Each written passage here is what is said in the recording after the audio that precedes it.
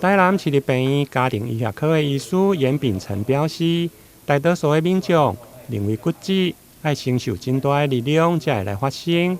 但压迫性的骨质并无一定要承受大的力道，有一寡可能小可受伤就会造成。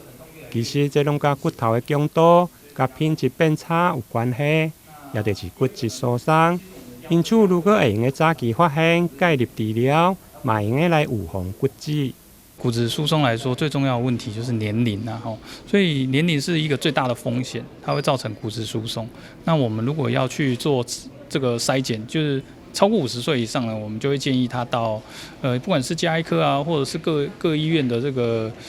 骨质密度的健检中心，做一个检查。那这样你就可以马上就得知自己的骨质密度是否是正常还是疏松。那一旦发现是疏松呢，就建议到像比如说在我们医院就有家医科或是骨科都可以看咨询骨质疏松的治疗。那如果说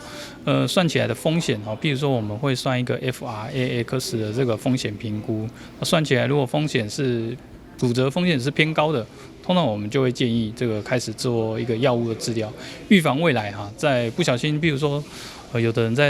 走在路上不小心被石头绊倒啊，那结果就骨折了，手撑一下就骨折了，或者是大腿就骨折，那这个其实是对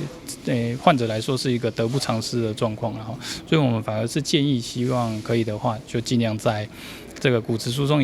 刚开始发现的时候，那就赶快进行这个药物的治疗，预防未来发生骨折的这个风险。这样。医师强调，其实造成骨质疏松上大的原因就是年纪，年纪愈大，骨头的品质愈差。如果经过骨质密度的检测，